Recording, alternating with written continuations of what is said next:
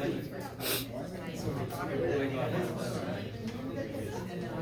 right, guys. Let's take a look at this thing. Which problem do you guys have the least affection for?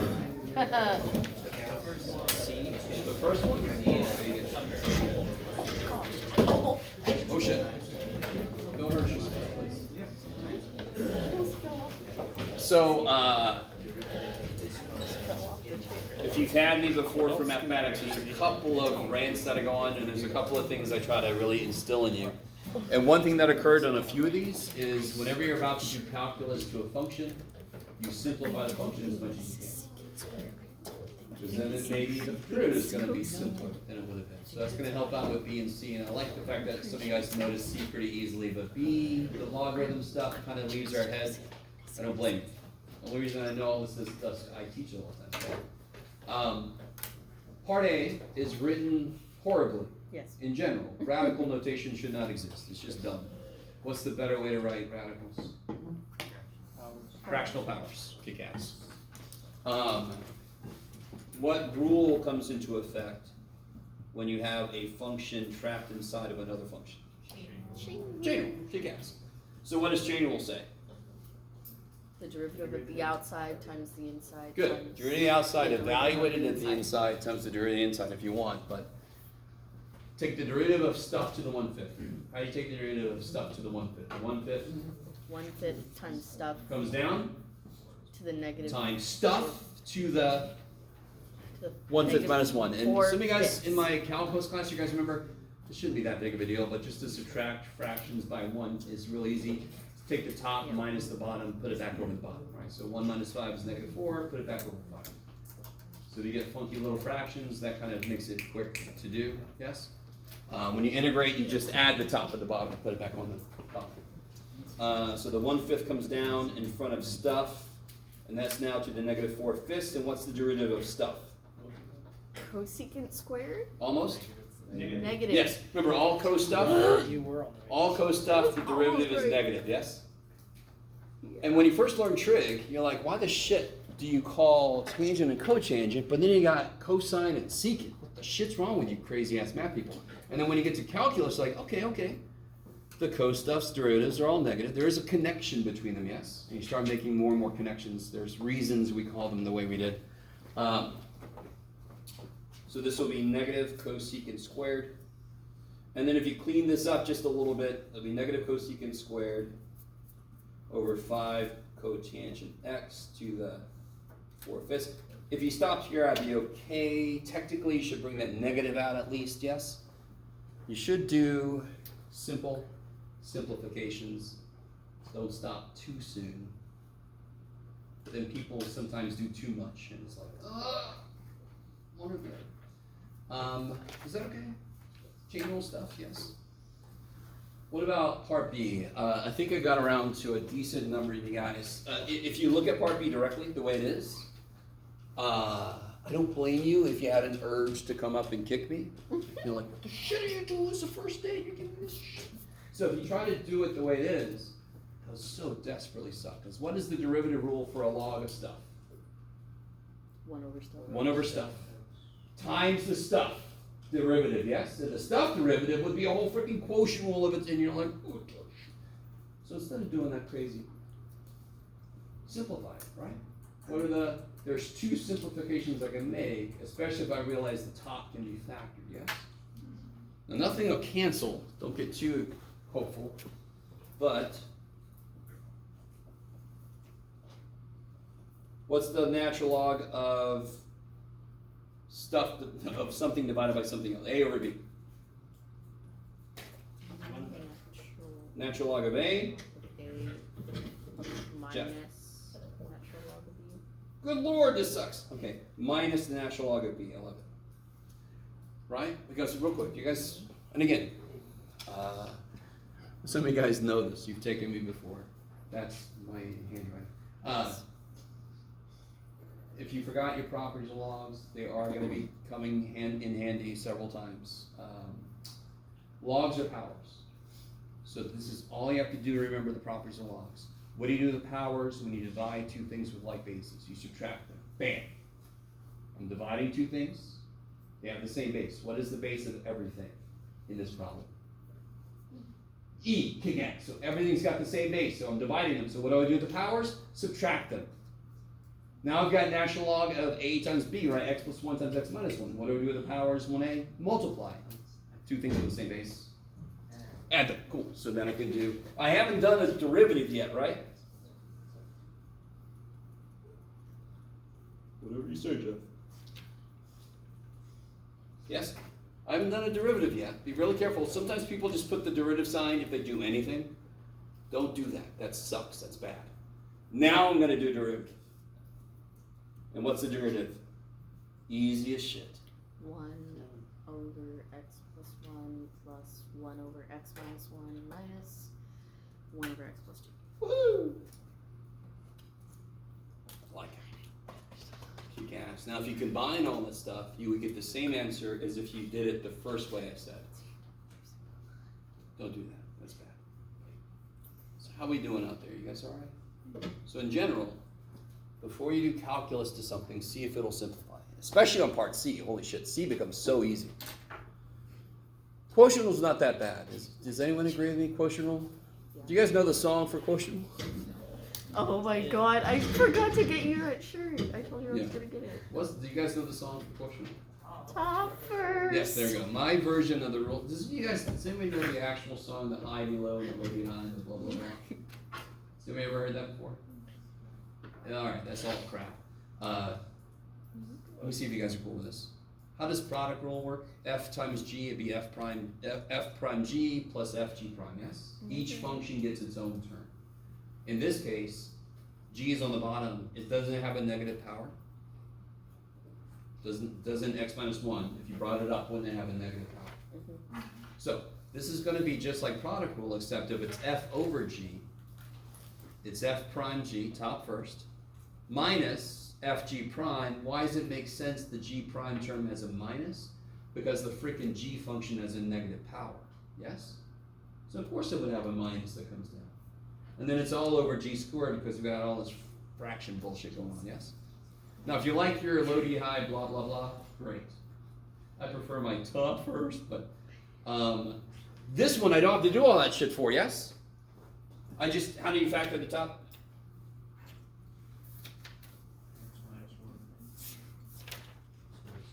Good, and then divide by x minus 1. So f of x equals x minus 2. Let me ask, does anyone understand that what I just said is not exactly right? F of x equals x minus 2 as long as x is not 1. I love it. But effectively, this does not allow x to be 1 anyway. So the derivatives of these two functions are the same because they're the same everywhere on their domains. So what's f prime? What? Yes. Okay. Now, if you do quotient rule and you do it correctly, you should end up having stuff cancel out and you get 1. I don't know if anybody did that. Maybe? No? Yeah, I did something, man. Okay. So how are you guys doing so far? Is this okay? Yes? Okay. Is anyone in here, has it been a long time since anyone's taken Calc 1? Yes? All right. Yeah, you and I were talking. Okay. So some of this stuff is buried a bit. Just come see me or go talk to the tutors. We've got access to prerequisite review material. Yes? I could give you some worksheets from when I taught 180. There's all kinds of stuff, yes? So if you feel like I need some more, you've also got the book and you can go back and do earlier sections of stuff that you forgot. But just come to see me. And plus some of you guys are like, dude, I took it last semester, but I forgot everything. Oh shit, same thing for you, yes? All right. And if you've never known trig, that's not going to be really good because a huge chunk of chapter 7 is trig, just to let you know. Trig is going to dominate quite a few sections of chapter 7, so I'm very sorry if you hate trig. It's going to slap you a few times. Okay. You should know trig so you can slap it back. What happens here? Antiderivative. Let me do something wrong. You ready? Here you go, Jeff. I'm going to do something right, though. What should this be? Anybody remember? Absolutely bad. Okay, and I'm about to do something wrong. You ready? Haha, put the plus C, Jeff, what the hell? So, what have I done incorrectly? What's the only time you integrate and get natural log of x? If it's x to the negative 1, yes? I desperately want you, please, your God, let me do this right now. If you wrote that down, okay, say no. So, what's the right way to do that second piece? The first piece is fine, yes? Because it's over x. So 2 ln x, I like it. How are you supposed to do this piece? If you bring the x squared up, it's x to the negative 2. That's x to the n, where n is not negative 1. Therefore, the general rule will work. Yes? So x to the negative 2. You add 1 and you divide by the new power. You basically do all the derivative stuff backwards because it's the inverse operation, yes? So what do you get?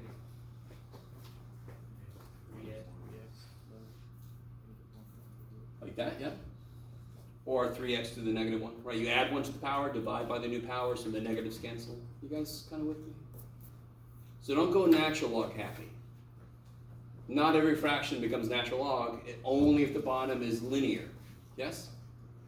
If it's not linear, it falls into some variation of x to the n, so you can't use natural log. Okay. And then, of course, I have to put my... Now, real quick, anybody know why the absolute values are there? I don't know if your teacher made a deal out of that or not, but why do I have to put the absolute values there? What is the domain of natural log? Can you guys draw a natural log in the air for me? I want somebody to go L and no. Draw the graph of natural log. Anybody? Some of you guys, yeah, like this, yes? I think this is from your perspective, yes? Okay. What's the domain of natural log? What's this? 0. 0. So what's the domain of natural log? 0 to Infinity. positive infinity, not including 0, yes? 1 over x, or 2 over x, or I don't care if it's shit over x. What's the domain? Everything except it's on both sides of the freaking 0, isn't it? So if I say the answer to the integral 2 over x is natural log of x with an absolute value, I am so desperately wrong because the domains don't match. How the shit can that function be this guy's integral when the domains don't match? I must put an absolute value there. So hopefully your teacher at least mentioned that fact for 180. Okay. You guys all okay? You all look concerned, I'm sorry.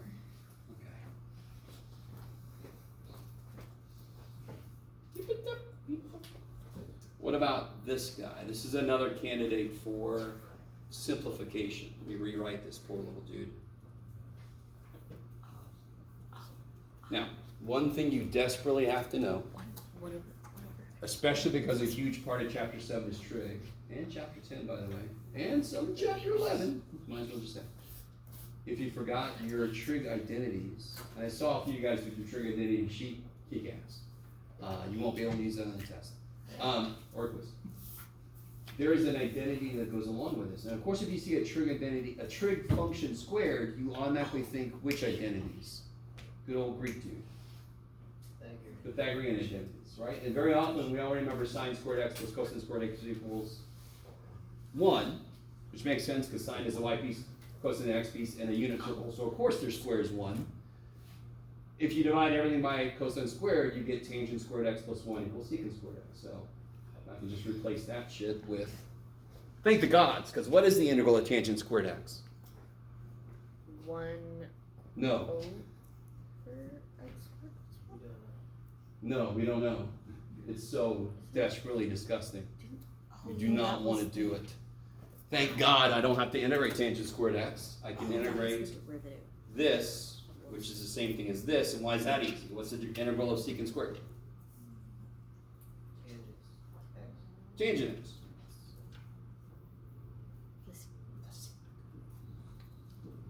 Yes, sir.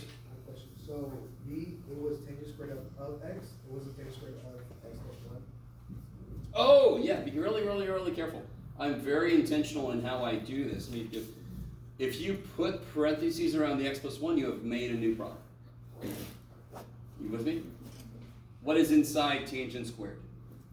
X. If I meant for both x and 1 to be inside, I had to do that. Is that cool? So anytime on a test and you're like, I don't know what this shit this guy means, just come up and ask me and say, did you mean this or this? And I'll tell you that I meant this. Okay.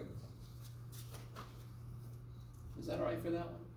So dear God, we're going to use basically every trig identity you're supposed to know. I can't remember, in my Canvas shell, did I put the trig identity sheet up in there? I can't remember. Mm-hmm. Yes? You did. Thank you. Yeah. So you can have one that your teacher gave you. I've got one, I call it the green sheet of laws because it's green, right? And there's a black line in the middle, and everything above the black line you're supposed to memorize. So I'm going to assume you all memorized all of that. If you never did, go back and slap whoever your teacher was and then memorize them because you're going to need to know them. Whoever your trig teacher was, slap it. What the hell's going on with this? Why? You sub. Huh? You sub. Okay. I think I heard somebody say something about, they looked at this and said, that's like a chain rule and that's beautiful. U substitution is integration's answer to chain rule.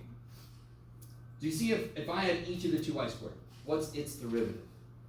E is awesome. E is our friend, yes? The derivative of e to the anything is e to that. Times the derivative of 2y squared, which would be 4y. You see how it's almost 8y, yes? I need you to see.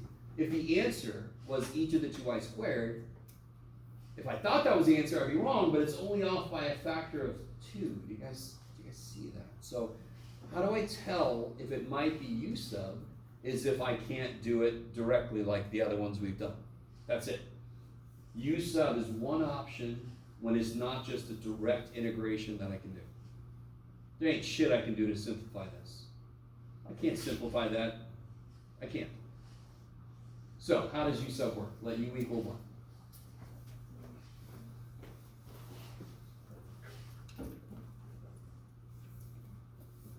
What do I let u equal? Whatever I want of each. No. What do I let u equal? So 95% of the time, I'm going to let u equal the piece that's stuck. 2y squared is stuck inside of an exponential function, yes? An e function. 100% of the time, 100% of the time, I let u equal the piece whose derivative is in there also. It just happens that 95% of the time that thing is what's stuck. So what's the derivative of 2y squared? Something y. And don't I have a something y in there? Yes. Why do I not give a shit about constants? Because I can make them dance to my freaking tune. I can make constants do whatever the hell I want to. If I have a y squared stuck, I want a y in there. That tells me u sub works. Okay. So I'm going to let u equal 2y squared. And what's du then? 4y. 4y dy. Kick ass. Do I have this in there? No. Well, you have part of it. I have too much, right? What do I want to take out? The 2. 2. So what's this? Sorry, what's this piece? du. Kick ass. And what's this? E to the u. E to the u. Let me stop for a minute. You guys all right? Let me zoom out a bit. So I let u equal my stuck piece. 5% of the time, that's not going to work. 95% of the time, roughly. I didn't really sit down and do the stats, I'm sorry. Letting u equal the stuck piece that's stuck is going to work. As long as its derivative is also in there, yes? Constants, I don't care. I can make them do whatever I want to. They do what I say. And now this integral is easy as shit. One thing I want you to realize, one thing I showed my calc students last semester, if you graph 8y e to the 2y squared, and then you graph e to 2e to the u, especially if I had a definite interval, all I'm really doing by doing u sub is I'm smushing and rearranging the area that I want. You guys kind of with me? So if I had a square and I smushed it to be a rectangle, wouldn't its area be the same? It's just a different shape. So geometrically, graphically, when I do u substitution, I have the same area, I've just smooshed it. Computationally, I got a frickin' function that's easier, and in fact, in this case, I got the easiest. What's the integral of e to the u? Holy shit. So 2e to the u plus c, and what was u? 2y squared. Sorry. And of course, how do you check yourself? Do the derivative. Check yourself. Yeah, you do the derivative and make sure that you get back. Just do the opposite of what you just did to make sure it's right. Okay, I like it.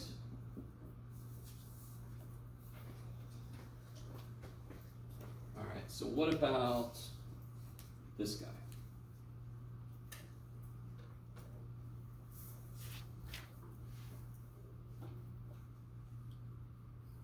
Any suggestions? Anybody try something on that one? First off, what kind of integral is it? It's a definite. Definite integral, yes. Which means eventually I'm going to get a number sometime. Yes.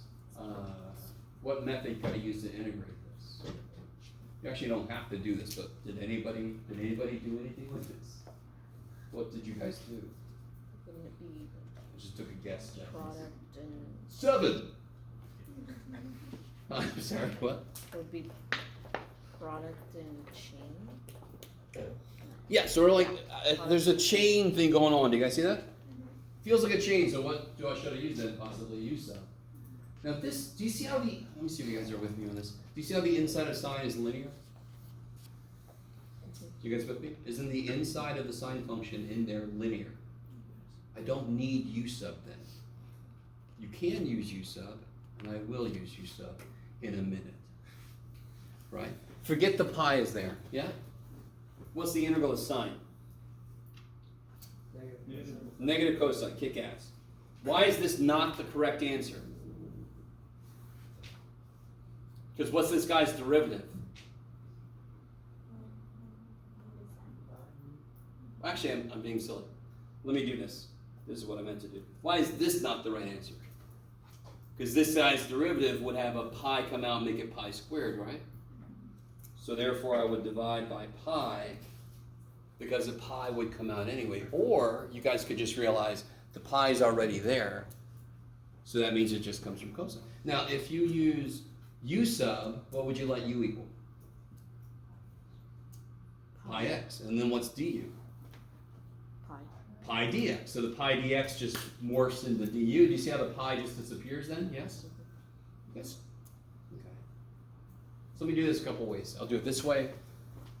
So now I got to evaluate this between 1/6 and 1/2. So I get negative cosine of pi over 2 minus negative cosine of pi over 6. What's cosine of pi over 2? 0. And what's cosine of pi over 6? Yes, cool. Real quick. How many of you guys know SOHCAHTOA? Okay, I'm sad. Sorry. SOHCAHTOA sucks. Big time. If you remember, cosine likes x, sine likes y. When I'm closer to the x-axis, cosine's big, sine small. Sine likes y. When I'm closer to the y-axis, sine's big, cosine small. Cosine pi over 6. Pi over 6 closer to the x-axis, root 3 over 2. If it was pi over 3, closer to the y-axis, 1/2. Yes? I'm not telling you to forget your SOHCAHTOA, that's fine. But SOHCAHTOA has this much usefulness.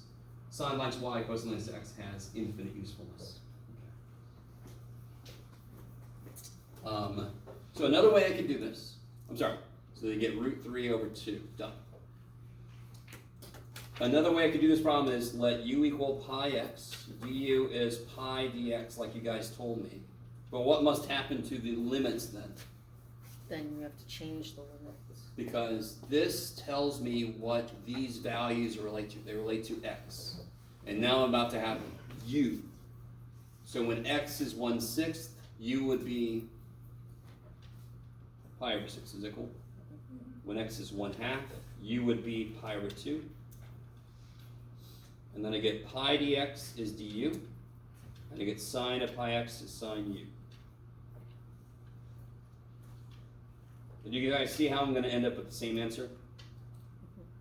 The one I just did had a pi multiplier inside, and it was 1/6 and 1/2. This one, the pi multiplier moved to the actual numbers I'm going to plug in. It's the same stupid thing. You guys see that? Maybe? Okay, you're all like, you had lost me at hello. So I get the same silly answer here, yeah? Okay. So any questions from that insanity there? So please, dear God, I know that was a lot. And I'm not saying you instantaneously right now have to remember all of Calc 1. I am saying if you had a lot of trouble with any of this, you want to focus on remembering that. Because what we're about to do is we're going to add other integration methods. And therefore, on a test or a quiz with a homework, one method that you could use is straight up integration. Another method you could use is U sub. And then another method you could use is any of the ones we're going to learn in chapter 7. So you have to know all of them, yes, eventually. So if you need to practice with them, come see me. I can give you some stuff I had from last semester. Go see the tutors. There's a lot of practice resources they can give you. They can even make problems up themselves. Yes? You guys kind of with me? So just let me know if you need prerequisite help, and I can give you stuff to practice with me, with the tutors, whatever. Okay. Weirdly enough, I want you to do well in here. Okay. This system is not working. So normally I'm going to use my little iPad, dude, to broadcast my little writings. I got to get them in here because it's not connecting. So I'm going to use paper. Yay! And let me see if I actually have any paper. I didn't really come ready with paper. No. Does anyone want some brownie points? Which one you want? Doing it regular or live. graph? Oh, either way. I'll take blank paper. It's less expensive. You want this one? Sure. Or graph? Either way. Whatever is better. Well, it's a good math class. Ooh, math. Oh my God, that's too much. However, No. I only need it for today. So just a few. Yeah. just take however much you want. Thank you, sir. Thank you. All right. Don't say I never did anything for you. I won't. So I'm gonna do a little bit. I'm gonna let us out a little early here eventually. In general, real quick, let me see if you guys are cool with this. If a class is over 2 hours, you're supposed to get a break, like 10 minutes or something. If you're okay with this, I'm gonna give us the break normally at the end of class, which effectively means we're gonna leave early. What's really funny, but very quick little thing. When we did a compressed calendar, every class got about 10 minutes added to it. So class that used to be an hour and 55 minutes and did not get a break is now 2 hours and 5 minutes. They get a 10-minute break, and now it's the same length. That's kind of funny to me. If you have no idea what I just said, okay. All that matters is I'm going to generally let us out early. If you guys desperately want a break, you just got to tell me, I'll give us a break, and then we'll stay longer. You guys with me? Okay. But anytime you want to use the bathroom, just go. Just leave. Just go and get the bathroom. So I want to do a little bit. One thing I want to do is, let me ask you this.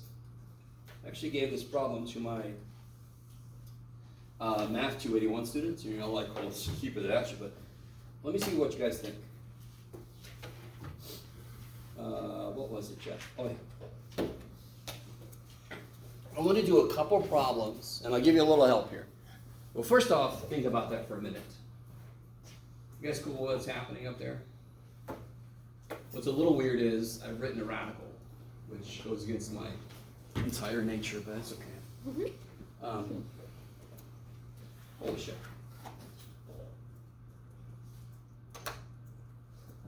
All right. What do you think?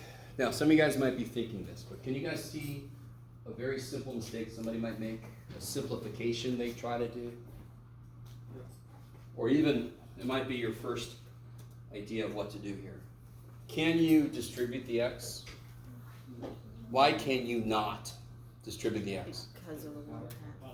Yeah, because a good old, please excuse my dumbass son, you can't multiply, or you're on Sally? Whatever it is. You can't multiply before you exponent, yes? So you cannot bring that in. You just can't. You with me? No, you can't blame somebody too much for doing that, but I will because I'm grading your shit. So So I'll give this away a little bit. This is a U substitution problem, but it illustrates one of the levels of flexibility in U sub. So I'm never sure if other instructors kind of show all the different ways U sub kind of works. It's not as direct as the one we just did a minute ago, often. What the hell? What do you think I would let U equal to even see if it goes anywhere? What makes the most sense to let U equal? X minus 1. Why does it make sense? Because that's the piece that is stuck. So let's see where this goes. This gets us anywhere good, or if Jeff is just full of shit. Let's see. So if let U equal X minus 1, what's du? X dx. No, come on. 1. I love you guys so much. 1 X. dx. So du is dx. Okay. By the way, that's called a total derivative when we do that. Yes? I mean, du dx will equal 1, therefore du equals dx. Yes, that's what you do when you do. What's wrong with that? The whole idea of u sub is to replace all the x stuff with u stuff. I currently cannot do that. It would become x times u to the 1/2 du, yes? Some of you guys, I showed my calculus students this to see if any of you guys remember this. What can I do to replace that first x then?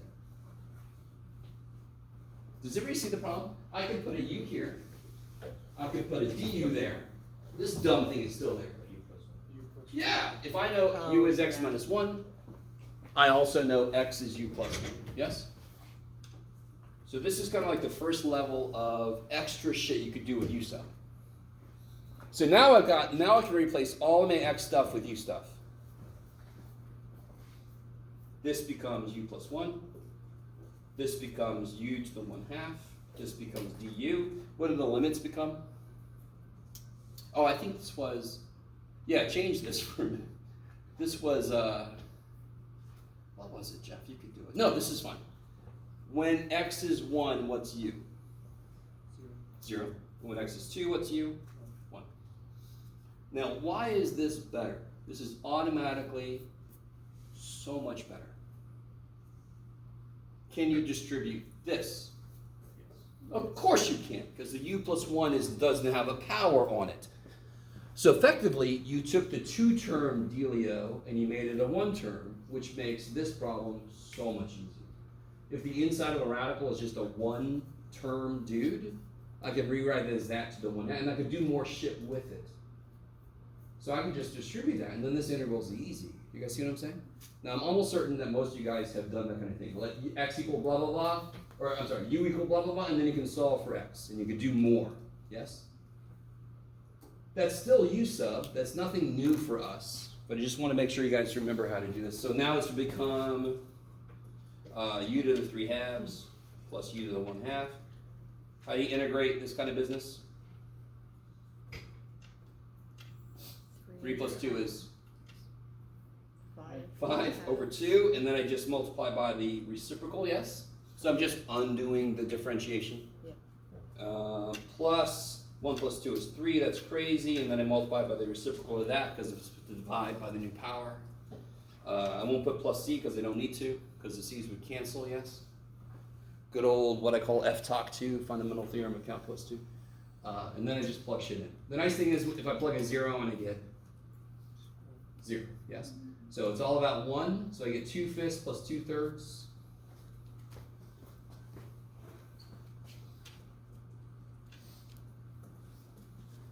Quick way to do this is a variation of cross multiplication. 6 plus 10 is 16, over 5 times 3 is 15. It's just a shortcut of LCD, yes? So how are we doing out there? You guys okay? Do you guys remember how to check this in your calculator? I don't even know if I brought a calculator. I think I did.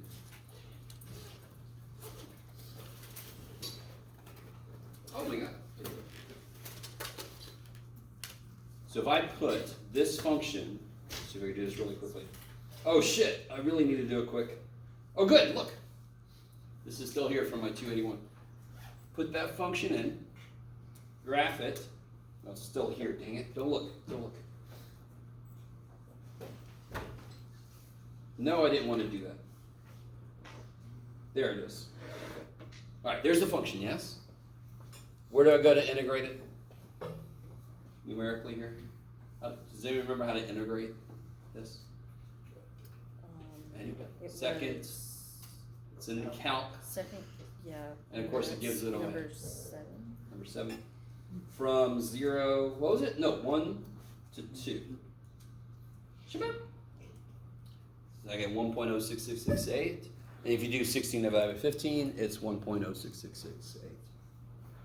Right, very evil little answer. It's too bad. We'll be okay. You guys all right? So I'd just like to remind you guys, or at least show you if you never saw it, the flexibility in USUB. You could do more than just the surface level stuff with USUB. Okay. So before I let us out of here, I want to talk a little bit about the very first section of chapter 7, which is kind of like, all right, so U substitution is integration's answer to chain rule. The method we're about to do is kind of a sideways answer to product rule. So very quickly, if I was integrating x times sine x, yes? Well, first off, what's the integral of x? Hard hitting shit here. What integral of x? No. 1/2 Yes. times x squared plus And then what's the integral of sine? negative plus Okay, right? All right, so that was your chance to get some really easy ones out. Okay. But can you guys identify what's the issue with me asking this question? I know what the integral of x is. I know what the integral of sine is. Do we have an integration product rule that you're aware of? No. In fact, isn't product rule itself a little freaky? It's not hard, don't get me wrong, but it's definitely not intuitive. Yes? Do you guys remember if I asked you to take the derivative of x sine x, some of you guys would have said 1 times cosine x? And I wouldn't blame you that much because you're like, well, that kind of makes sense. Just derivative of x, derivative of sine, leave me alone, Jeff. But now you know better. They each have to get their own term. So a lot of what's going to happen in chapter 7 is the derivative rules are freaky already. And integration is trying to undo differentiation, yes? So every integration method has got to be, by definition, a little harder than the derivative method. Because it's trying to undo something that's already freaky. Are you guys with me?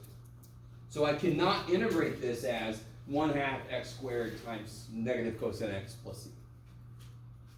I can't, because I couldn't even do that with derivatives, and they're easier. As I die. So, this is the first level. I didn't do much. I took sine and I threw an x in front of it, and all of a sudden we can't do shit. So, this is an example of the first level problem that we talked about in section 7.1, and we introduce a new method. So you all agree with me, this seems to be related to, not always, a product. Yes? And the problem we just did, the x times square root of x minus 1, I could have actually used the method I'm going to show you. It would have made it so much worse. So whenever I give you an integral problem, what do? Is it a straight up integral? If not, is it a U sub? If not, oh shit, it's one of these new things. You guys good? I'm not trying to say that it's horrible or horrific, but U sub is almost always going to be easier than what we're about to do. But U sub does not always work. Okay, maybe. So to kind of build, so we're going to come back to this in a minute. To kind of build up to this, can you guys remind me? All right, look, I could do f of x times g of x, yes? And I could do the derivative. Are you guys cool if I just put fg? Is that all right? Is that okay? Instead of f of x g of x. So what's the derivative of f times g?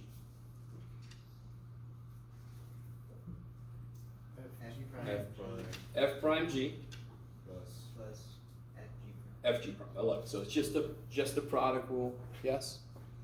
So let me do one little tweak to this. Instead of f of g, and I'm going to use u and v, just because I'm weird. So some of you guys might know where I'm going now that I said u and v. So u is a function of x, v is a function of x. And I want to take its derivative, and I'm not going to use prime notation, I'm going to use total differential notation. Whatever you want to do, Jeff. So let me do this. Let's do this. I'll work out this way, because this might be a little bit weird. Let me do this. Is everybody cool with that? That is exactly what it looks like in this notation. The prime means this, yes? Is that cool? Maybe? Okay. So the guys, I never want to play poker with you, because you got nothing. I'm not going to give you a damn thing. So, all I've really done, stupid letters don't matter. All I've done is I don't want it to be prime anymore. So how do I take the derivative of u times v? Nothing major. Du dx times v, is that cool? Of course, Jeff really hates the u and the v, but I'll get through it. Right? That's exactly the same thing as this, yes? Plus? dv. Yes? U dv dx, is that cool? Everybody with me? It's amazing, Jeff. Thank you so much. Now, I'm going to multiply everything by dx. Do you see why I want to do that? At least on one level you can understand. I don't want to write all that shit. So I'm going to kill all these. Is that cool? All right, so then I get this. I'm going to rearrange this just a little bit. Same thing, yes? It's all the same shit, yes? Okay. Let me stop for a minute. All that says in total differential form is the product rule. You guys with me? Derivative of u times v is v times derivative of u plus u times the derivative of v. That's all that says. Now integrate both sides.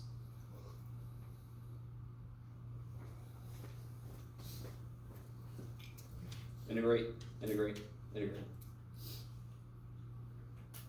Now real quick, everybody look at me, look at me. Everybody look at me. What's the integral dx?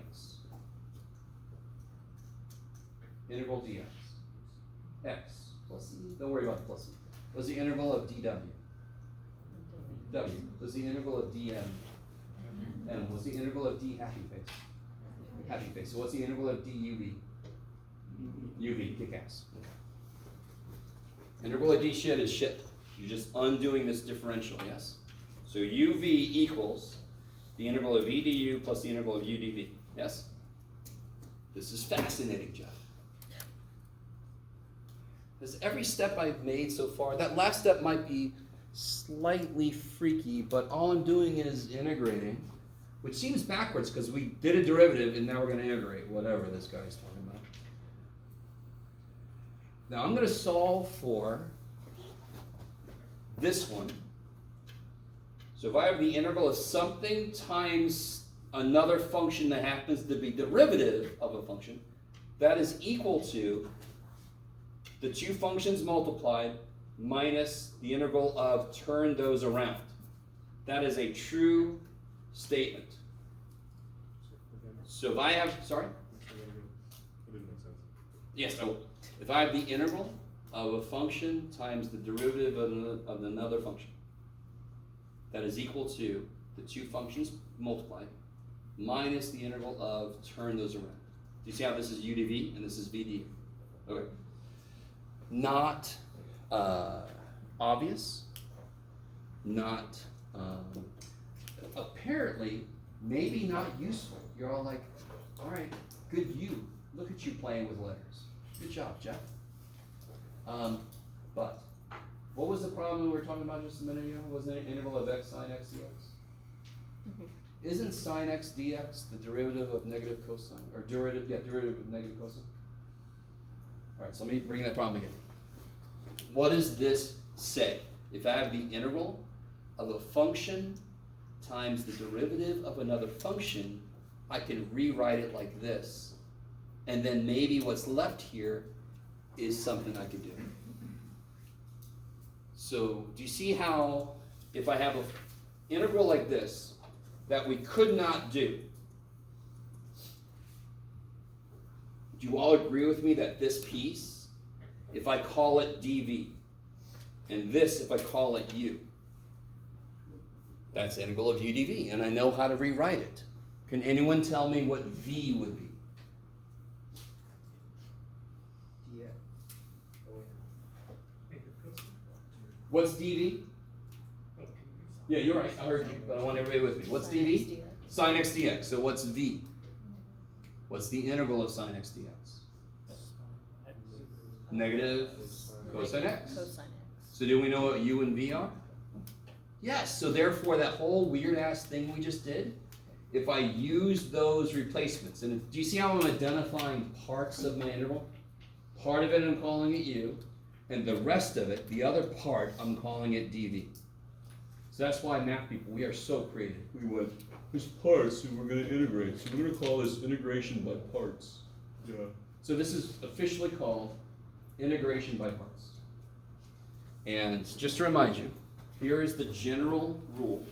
If you have an integral that you can identify a function and the derivative of a function, which together, when they multiply, make the whole integral, yes? There's a piece of it that you can call u, and a piece of it you can call dv. That means that the answer is equal to this. And what are you hoping? That Jeff can make a v. Yes. You're hoping that this integral ends up being doable, because the original integral wasn't. Yes? Can you integrate x times sine x? No, you cannot. Not a damn one of you. But I'm hoping, dear God, if I use what we just figured out, replace u and v, that other integral is doable. If it is, I'm done. So help me out. What was u? X. What was dv? Sin x dx. So you pick u, you pick dv, and together their product makes the original integral. You with me? So you're tearing the integral and you're tearing me apart. You're tearing it into two parts. What does the other side require me to know? It requires me to know v. Do I know v yet? Yes, we said it, but remind me, what's v? Negative cosine x. Just to make sure everybody's with me, where the hell did we get that from? The antiderivative. You integrated this. dv is this, so v is just the integral of that. Yes? And what else do I need to know here that I don't know yet? Or at least I haven't written down. Don't I have to know du? Du. If u is x, what's du? 1 dx. Yes? So right, I guess. So this becomes, this is this now, right? So then it becomes uv. What's u? X. X. What's v? Sin x. Negative cosine x. V is negative cosine x, yes? Minus the integral of v. What was v? Negative cosine. Negative cosine x. And what's du? dx. dx. dx. Is this integral doable? Yes. All day long? Yes? Even on Saturday. So here I get negative x cosine x plus, yes, the two negatives, integral of cosine x. And what's the integral of cosine x?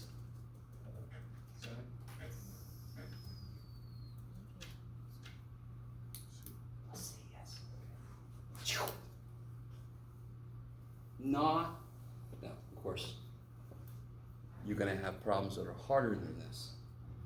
But relative to u sub, this problem specifically wasn't that much harder. There are more parts to deal with. You have four kind of things, yes? You identify u and dv, and then you calculate du and v. Are you guys with me? How do you remember the freaking thing? Does anybody know? Let me see if anybody's heard this before. Does anybody know how to kind of remember this?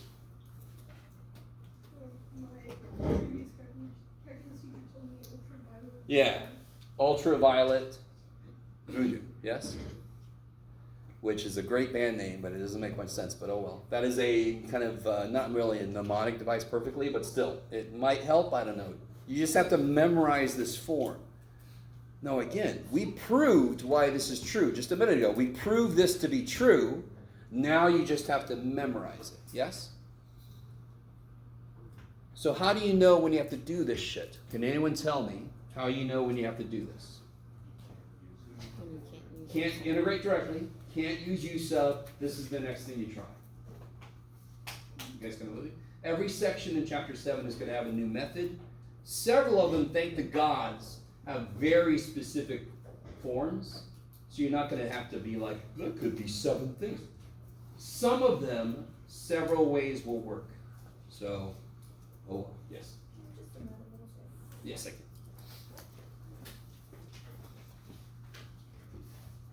I'm not the best at the overhead. I'm not the best at writing, so let me know if you need help with either of those things. Obviously, I can't even write straight. That's amazing. How are you guys feeling about the idea of integration by parts? It's similar to use of. What really sucks about this being so similar to U substitution, when you're doing U substitution, the thing you let U equal, it could be anywhere in the interval. It could be on the bottom, it could be in the power. You guys with me? Integration by parts, the U has to be a piece. It can't be on the bottom, it can't be in the, no, it has to be a whole chunk. And the dv has to be the other chunk. Are you guys, does that make sense? When I do U sub, let U equal the power, let U equal the thing on the bottom, let U equal the inside of the radical. No. By parts, U's a piece, dv's the other piece, they go together like jigsaw puzzle and make the integral, yes? That's the major difference between the two. Now that was a little quick, so basically we did get through it by parts. First thing next time, we're done. First thing next time, I'm gonna have a little, we're gonna do a few more problems together and then I'll have a little worksheet of by parts for you guys to try out. And then we'll just keep going. If any of my waitlisters come with me to my office, and if you have any questions, let me know. Otherwise, I'll see you guys Thursday.